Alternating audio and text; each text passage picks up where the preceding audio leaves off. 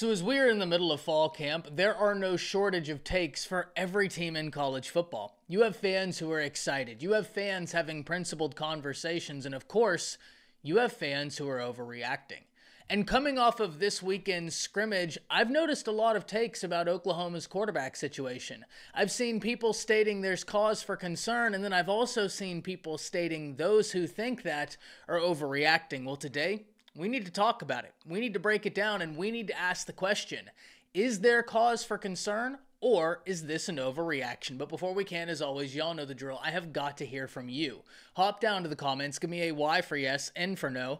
Do you believe people are overreacting? And let me know what you're thinking. If you're new to the channel, be sure to subscribe, hit that bell notification as I do constant college football content. You don't want to miss any of it. And if you enjoyed the content, be sure to like and comment down below. But having said all that, let's jump right into this. And as I alluded to in the intro, what we're talking about today is Jackson Arnold, because though I wasn't at the scrimmage, and I want to be very clear about that, I've seen a range of takes about his performance, stating that he has struggled and that he wasn't where some people thought he would be. Now, I have to wonder, is this an overreaction or is there cause for concern?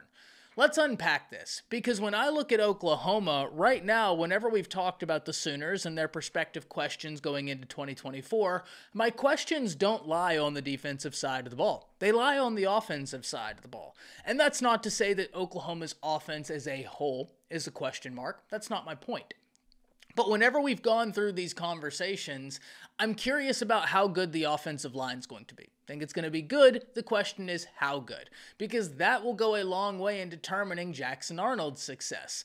When you look at Oklahoma's defense, they return the most talent in the SEC and top 15 in all of college football, where it's a completely different story for the offense. So going into your scrimmages, especially in fall camp, it's not surprising that the far more veteran unit, that defense, is the one excelling. You have to replace your entire offensive line. Jackson Arnold is going into his first year as a full-time quarterback, though he started in the bowl game. There's a lot of new for Oklahoma's offense, and you have a new offensive coordinator. And yes, you have a new defensive coordinator on the defensive side of the ball as well, but this is a defensive-led team. Brent Venables is a defensive guy. They are going off of his defensive philosophy.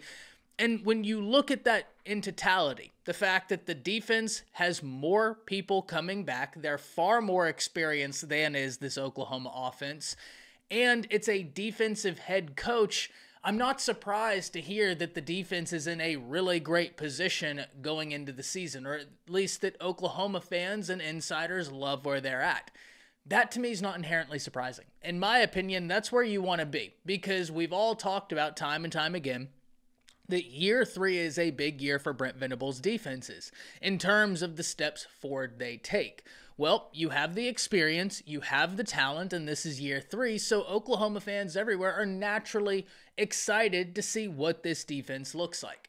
So whenever I hear talk about Jackson Arnold struggling in a scrimmage, that's instantly where my mind goes, is the fact that this is a veteran defense who has worked against this offense. There is some familiarity, and yes, the offense does script plays. So while the defense is reacting to what the offense does, the offense knows exactly what's going to happen. And that in and of itself does give the offense a bit of an advantage. The fact that they know where everything is supposed to go, and the defense more or less has to guess based off of what the offense does. So in that regard, the offense does have a slight advantage in these scenarios, but once again, I fall back to the experience of the defense relative to the inexperience of the offense. And I've talked about this before, that there are position groups on Oklahoma's offense that I think are really good. I think the running back room is real solid. I think the wide receiver room is real solid, even with the unfortunate injury. I think there are so many names that you should and could be excited about. So now we really hone in on the topic at hand. Are Jackson Arnold's struggles a principled reaction or an overreaction? And I think in order to get into this conversation, we have to understand the parameters. We have to understand all the outside factors. In my opinion, it's a bit of an overreaction. Now, let's be honest here. You never want to hear your quarterback throwing interceptions, especially when that was an issue in the bowl game. And whenever we look at the bowl game, there was a bit of an issue of Jackson Arnold staring down wide receivers to the point where the defense didn't have to guess where the ball was going. They just watched him. He never looked away. He fired. It would be intercepted. However, name me a first-time starting quarterback that hasn't thrown interceptions, hasn't taken sacks that they shouldn't have, hasn't made plays that they shouldn't have. It's pervasive. It happens to everybody. So you don't like to hear that going into year two that, oh, well, there's interceptions. No, not for Jackson Arnold, not for any team out there is that something that's going to excite fans. However, once again, the reason why I do believe this is an overreaction is I go back to the defense that Oklahoma is going to be fielding. And if it's the defense that so many people think it will be relative to the inexperience on the offense, it makes sense that a quarterback could struggle, especially a quarterback that's going into his first full year starting. And I would argue Oklahoma is going to be better off for making it hard on Jackson Arnold in these scrimmages in terms of what he's seeing, switching things up, making him guess, than making it easy for him. Because the teams you play aren't going to make it easy for Jackson Arnold. So it does you no good if your defense in these practice scenarios is just giving him layups. There's not a team out there that's going to intentionally give you a layup. So why would you practice that?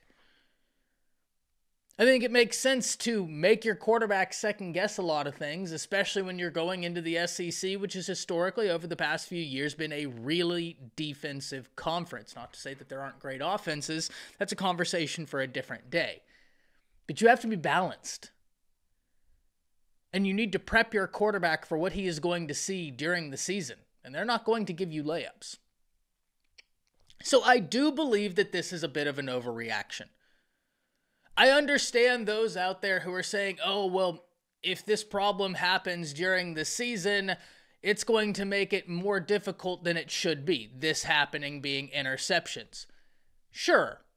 You never want to hear about interceptions, and that's why I get it. There's never a team out there who, whenever you hear, hey, there were interceptions thrown, that's not going to excite anybody. But I'm not exactly losing sleep over a quarterback who's still so young, going up against a defense who has so much experience, who is pinning their ears back, firing off, as this quarterback has a brand new offensive line. And some mistakes are happening.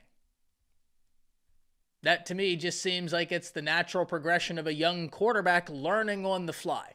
So I do believe that this is an overreaction. I'm still very high on Jackson Arnold and what he can be as Oklahoma's starting quarterback. I got to watch him several times in high school, so I am a little bit biased about my Jackson Arnold takes. I've stated this before. I think he's got a really high upside. I think he's very, very gifted. So I am not concerned in the slightest for Oklahoma fans or the Oklahoma offense under Jackson Arnold. I do think a lot of these takes that state the sky is falling, that is an absolute overreaction. This is a young quarterback going up against an experienced defense. It makes sense. It's never nice to hear, oh, well, there were some interceptions thrown. That's not going to excite any fan bases I keep circling back to. But at the end of the day, context and nuance matters. And there's a reason, for better or worse, we always dive into the context and the nuance over here on this channel. And I know that that's not for some people, and that's completely fine. That's completely fine. Not everybody is for everyone. But there's a reason why I do it.